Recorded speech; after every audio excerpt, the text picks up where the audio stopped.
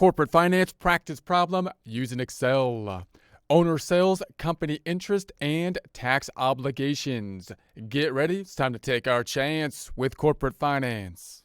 Here we are in our Excel worksheet. If you have access to the Excel worksheet, would like to follow along, note that we're in the practice tab as opposed to the example tab. The example tab, in essence, being an answer key. Information on the left-hand side, we're going to populate that into the blue area on the right-hand side. Imagining a situation where we have an owner that started up a company, built up a company, and now wants to sell some of the company interest at some point in the future, selling some of their shares. So the investor helps start a company. The shares are at the 118,000 shares, and the cost per share we're going to say was $2. They have the option to sell all shares, the amount per share at the $57. So there's an option then for them to sell all their shares for the $57. The capital gains rate is at the 10%. So what would be the impact then? What would be the gain that they would have? What would be the tax implications of that? Note, we're not talking about the current tax code because the current tax code could change from year to year, but a common scenario is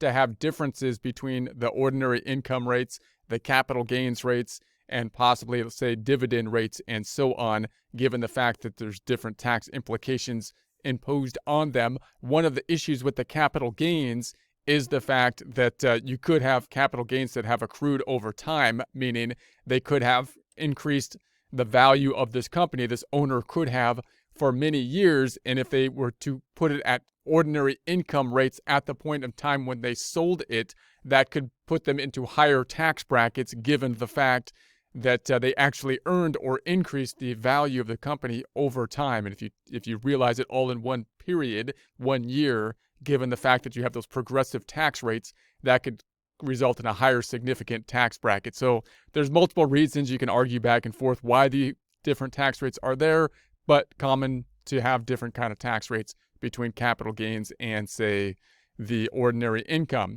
So instead of cash, he could get, let's say, another kind of option would be option 2, could get stocks with a value of $57 instead of getting the cash, the shares of the stock at the 118,000. So, and then we're imagining that he sells the stocks in 10 years for $75 in the future. So let's start off with the first option here where they sell it for the amount just in terms of cash of $57 per share, and the cost was $2 because he's basically a startup, or he's one of the original people that started up the company. So we have a significant difference here between the cost and the sales price. So let's consider this. We're going to say, all right, well, the sales price then is going to be equal to the number of shares. So we're going to say shares are going to be 118,000 shares, and the amount per share we're going to say is $57. So the amount per share, $57. Let's underline that by going to the font group and underline. That's going to give us our total sales price, which is going to be equal to the 118,000 shares times the $57, $6,726,000. Let's do some indentations here. Selecting these sales, we're going to go to the alignment group, indent. Then we'll go to the total sales tab, alignment, and indent that again. Now we'll figure out the cost then. The total cost, colon, is going to be the number of shares once again at the 118. And we're saying they cost $2 per share. So 2 per share. So that's going to be the total cost is going to be the 118 times 2. We'll put in the outer column here by saying this is going to be equal to the 118,000 times 2. So we get the 236,000. Let's underline this one by going to the font group underline. Let's do some indentations, making it look nice and neat by going to the alignment up top, indent. And then we'll indent this one more time, alignment and indent. That's going to give us our gain, which is going to be equal to the sales price minus the total cost. 6,490,000. Let's put an underline here, font group and underline. So then what's going to be the tax implications there? If we have a 10% capital gains rate we're imagining here, we're going to say, all right, well, that means the gain is going to be at the 249. We've got the capital gains rate is going to be the 10% capital gains rate.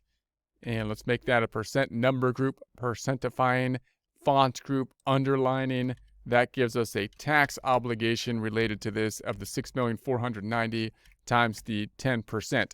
Now, notice how big this gain was, and again, that could have happened over a long period of time, not just 1 year that gain happened, and that's again why that flat kind of tax might make some sense, or one argument for a capital gains rate, because again, if you tax this whole thing at ordinary income levels with a progressive increasing tax rate, as if you made it all in 1 year, then it could result in different. In any case, it's also there to stimulate the economy and whatnot. So in any case, so after tax gains, we're going to say then what would be the gain after tax? Well, the gain before tax was the 6,490,000, and then you got to pay your silent partner, otherwise known as the IRS, the government. After tax profit then is going to be the 6,490,000 minus the 649,000. We're going to underline that, font group and underline.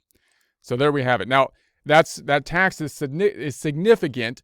What if we structured it in some other way? What if instead of the cash, he gets stock at 57 value in the stock? And what if that allows them then not to have to recognize a gain until some future point when they actually sell the stock, right? If we can set up some situation such as that, then we would have let's calculate the gain on the sale when they actually sell the stock. So now we're imagining a situation where they're going to get stock worth $57, the same amount that we were going to give just in cash, and we're going to give that 118,000, shares of stock for $57, same value at that point in time. But then he's going to hold on to it and sell the stock 10 years later, and we're going to assume the stock goes up from $57 to $75, and we're going to assume that he doesn't have to recognize the gain until he realizes it by the sale of the stock. So that's going to be the assumption. What if that takes place? Then we're going to say, all right, well, that means that he sells the shares. He sells the shares of 118,000 shares, and we're going to say the sales price when he sells it, not at the time the deal was made, because he didn't actually sell the shares till 10 years after he basically sold his interest in the company. So that's going to be, at that point, we're going to imagine it went up from 57 to 75, increasing in value. So we'll pick up the 75, and then comparing that to the cost, which was $2. Compared to the cost, we're going to say font group and underline. That would give us the gain per share, which is going to be equal to the 75 times 2, 75 minus 2, 75 minus 2, or 73, font group and underline, and then that's going to give us our total gain, which will be equal to the 118,000 shares times the 73 gain per share, 8,614,000. So then we can think about the tax obligation then at the point in time it was sold. The tax obligation, tax gain, or let's say total gain. Let's pick up the total gain.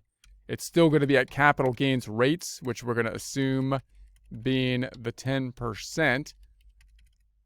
And we're going to go ahead and go to the number group, underline that, font group. We'll percentize it and then underline it. That'll give us the tax obligation equal to the 8,614,000 times the 10%.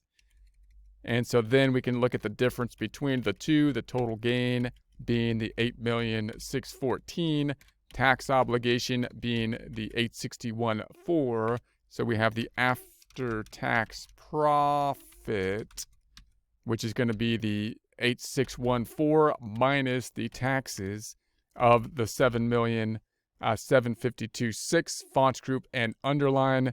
So there we have that. Now notice, obviously, this number being higher than the 649 under the first option, given the fact that we assumed that the stock was there and we assumed that we didn't have to recognize the gain until the stock was sold, which happened 10 years later, and the stock went up in value to $75 at that point in time. However, we don't actually get the money if that were the case as well, because now we would be selling our interest in the corporation and picking up other stock in exchange and then holding on to that, so we don't actually have the money that we could basically invest elsewhere. We did have this increase in the value of that stock, so that worked out that it increased in value.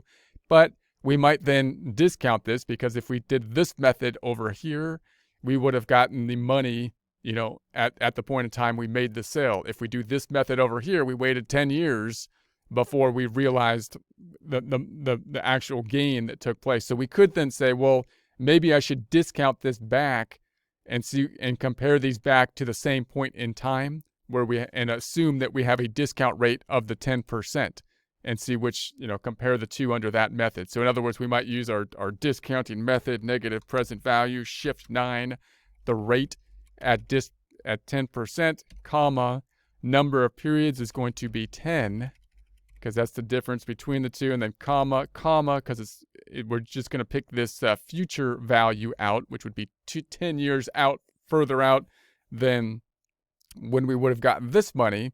And if we discount it back at the 10%, then you can see this number is going to be less than the after-tax number. So we do need to consider, when we're thinking about these kind of options, if you're thinking about, options that could defer the tax versus having the money today type of situations, the question as to, well, if I got this money today, could I invest it and be getting a 10% return on it, versus me basically deferring the taxes, getting this much in the future, so you got to take into consideration, in other words, the time value of money.